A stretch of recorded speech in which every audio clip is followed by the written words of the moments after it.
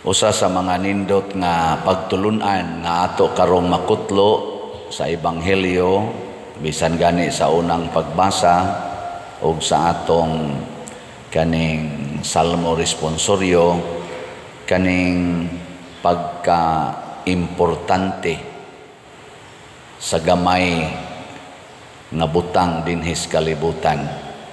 Kanang gamay nga butang, importante na. Hay may mas importante, ang gamay o ang dako? Kakita kag piso. Nya nakakita kag 1,000 bill. Hay may imong unahog punit.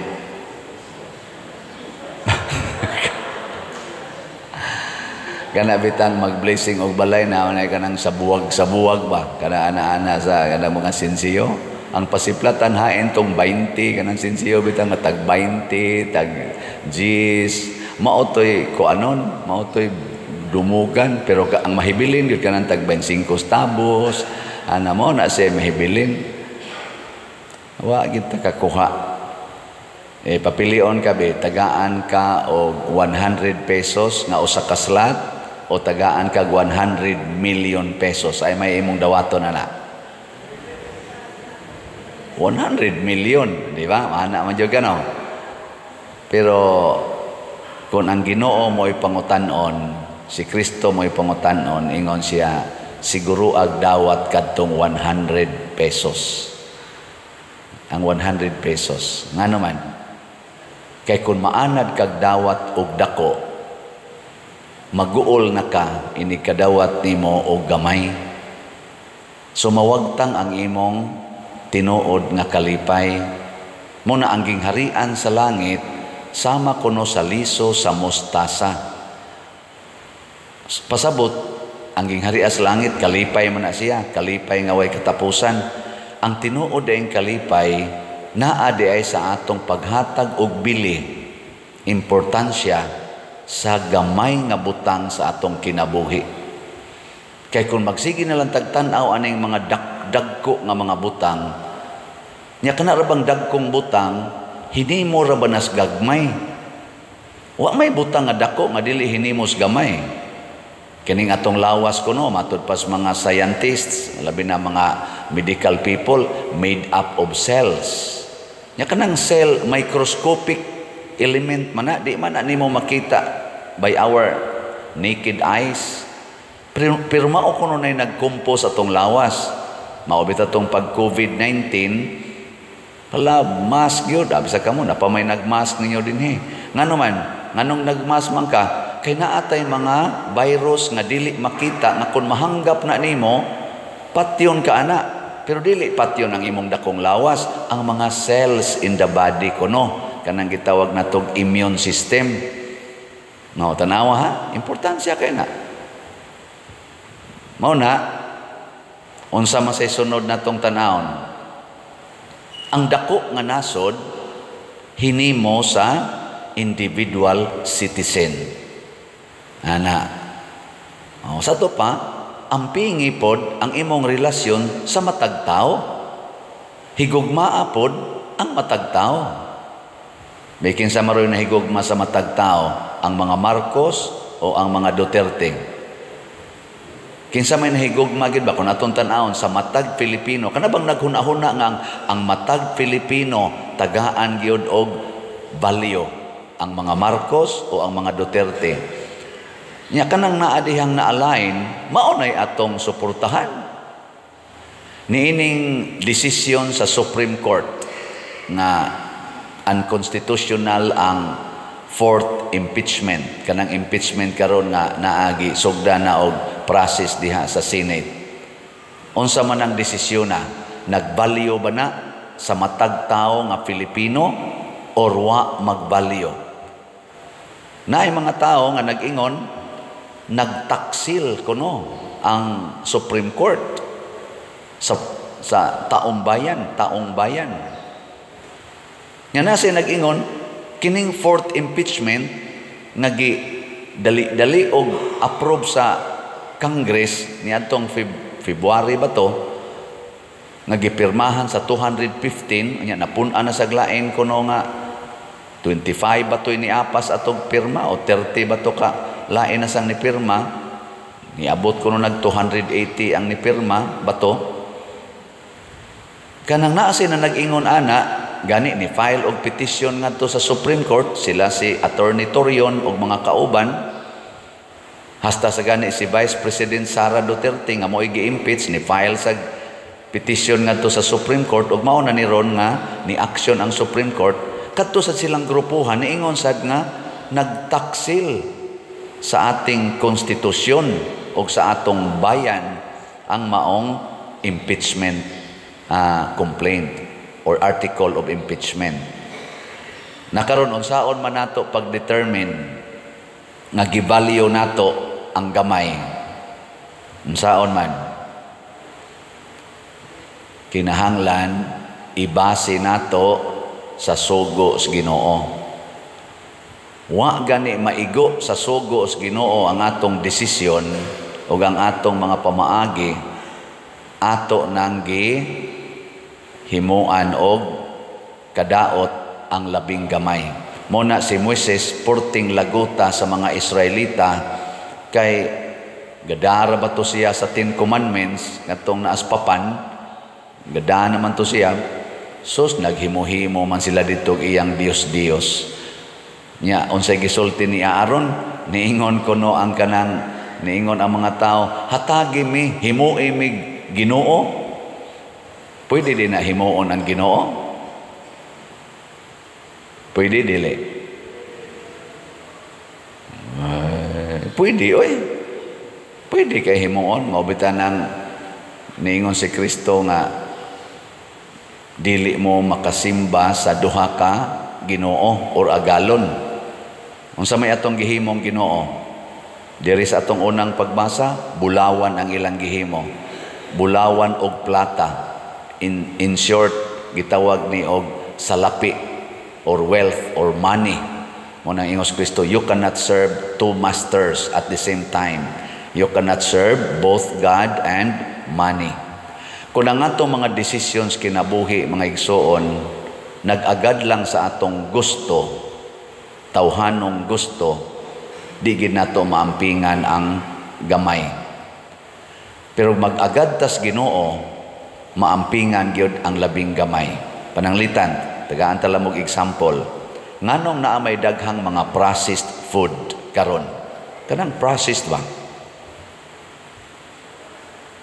Dagko kay na mga factory ana processed food tungod na sa kwarta. Tingog. Agree, disagree. Pero ang iyang giingon manufacture tag daghan kay pagkaon para dili ta mag-shortage sa pagkaon. So ato i-process nya dili sa kita madugay sige paglungag-lungag diha. Microwave na lang na dali na kay na pero kining mga processed food matod pa sa mga eksperto sa pag-estudyo na ay daghang mga preservatives, mga chemicals nga mopatay sa atong mga cells in the body. Mauna na ilan ang gitawag og mga sa tawag ana virus toxic na so mopatay. Cancer na yung labas mo na porting cancer karos tibok kalibutan. Porting cancer. Unsa hinungdan? Tungod sa kwarta. Nganong lami maginang na ang mga tamis. Daghan tamis, daghan jud kayo tamis, lami kayo. Gipalamian gid na haron gyapon makakwarta lain-lain lang nag-flavor, lain-lain pertig yung lamia. Inigkaon nimo ana. Soda yon ang sugar sa imong lawas, matod pas mga eksperto, patyon din ang imong dugo, butangan din nagdiabetes, sama ning nagwali karon. Kidney failure dayon, porting dialysis karon. Gilingay mong tupad ing na wa pa ka magdialysis ing na gano'n Ing na yung tupad ba? Ing na pa kay cancer diha. Oh, mauna siya. Atong hinumduman ang labing gamay. Karon unsa may smallest unit in society? Family. Family. Pero nganong gi-approve man karon sa tibok kalibutan ang divorce bill? Wa na sila mo care og family. Gani na ay mga nasod, mga datong nasod, nga ang ilang mga anak, nahimo na ning kultura, ipaglalaban pag nila, inigabot nilag 18 years old, mamiya sila sa ilang pamilya. Nya lipay kay sila, nga nanak kuno sila independence from their parents. Ana, nga hastang mga parents ko no, mananghid na, kung makikita ba sila, makig-appointment sa ilang anak, kaya na sila kaugalingong trabaho, na sila kaugalingong apartment, mananghid na ka, kung naa ba kay time to talk with me. Hala, naunsa naman Ana, niya ang ilang mga ginikanan, ila na lang ipamutang og care homes, basta masakit na. Unyag mamatay, ila lang tawagan, i-preserve lang sana dia, i-cremate lang sana niya, i-preserve lang usa, ako lang niya ng kuhaon kung naan ako'y time. Ana. And if we destroy families, nga mo'y smallest unit sa society, mo na itong gitawag og stronghold sa society, then guba yung pamilya, o guba yung community. Mauna, niingos Kristo, ampingi yun ang labing gamay. Bisan gani ka nang para pagpatubo sa minasa, gagmay kay na. Ampingi, kay mo na mo patubo sa minasa. Kanang gamay kay liso, ampingi. Kay makatubo lang na, mahimo ng kahoy. Ngilingi ay mong tupad. Lingi abang, di mo lingi na ay cancer. Lingi ing na, so good karon, ampingan tika. Ing na, so good karon, ampingan tika. Ayaw isalikway bisag kinsang tawhana. Kay a community, a nation, and the world nga dagko kayo hinimo sad na sa individual persons. Unya kung ang individual person nag-away, naggubat, mamatay sad nang maong nasod. Mao na bantayan ni nato. Matod pa sa atong tubag sa Salmo, unsa to? Pasalamati ang Ginoo kay siya maayo. Sintro tas kabubutos Ginoo.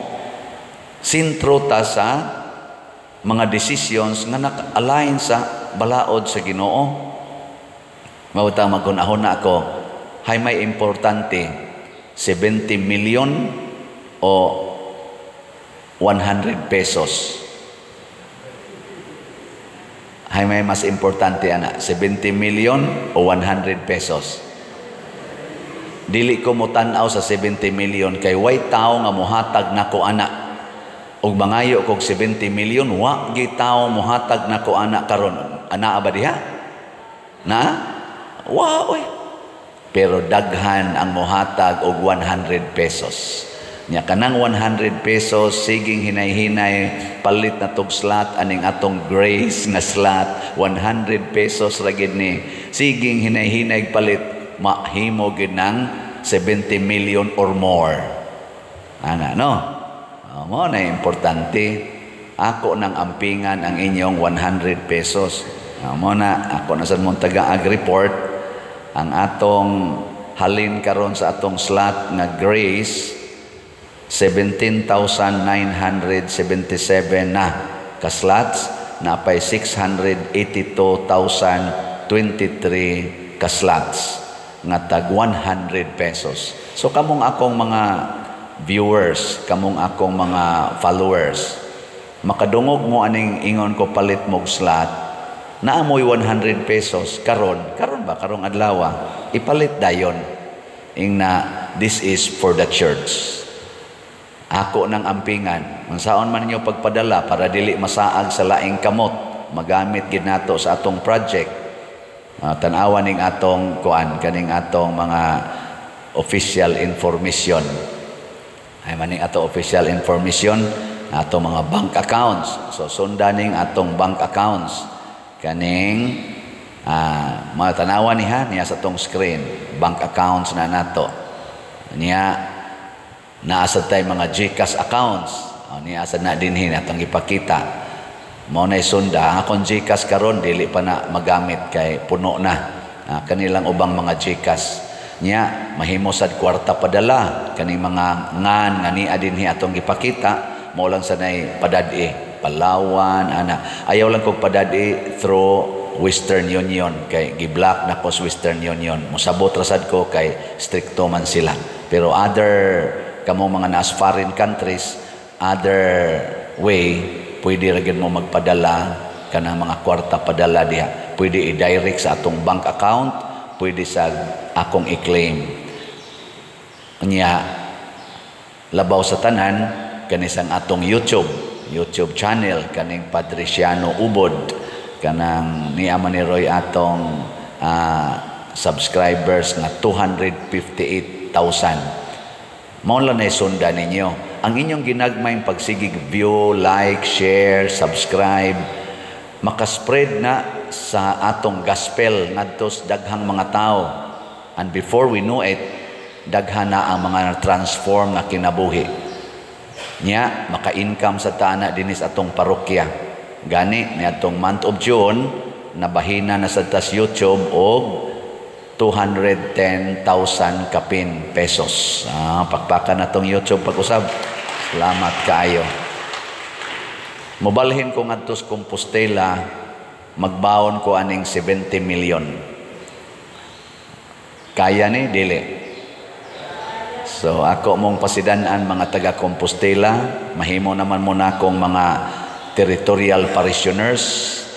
Andam-andam mo diha. Niya kamo sa mga online parishioners, hasta mo dinhing taga San Vicente, mahimo naman muna akong online parishioners sugod karong August 5 or August 6, ingnon ta na lang August 6, mahimo na tamong online parishioners padayon gyapon tagpalit og slots. Kay ato ning tiwason pag kompleto ang 70 million, pero arita mo concentrate sa 100 pesos. Ayaw pagsigi ko na huna, uy, kadako ba na? Uy, wakoy 100, wakoy 70 million. Ay na napagunahuna, naakay 100 pesos karon, ihatag na. Nya unsa may ihatag sa Ginoo nato? In return, iya nang patubuon.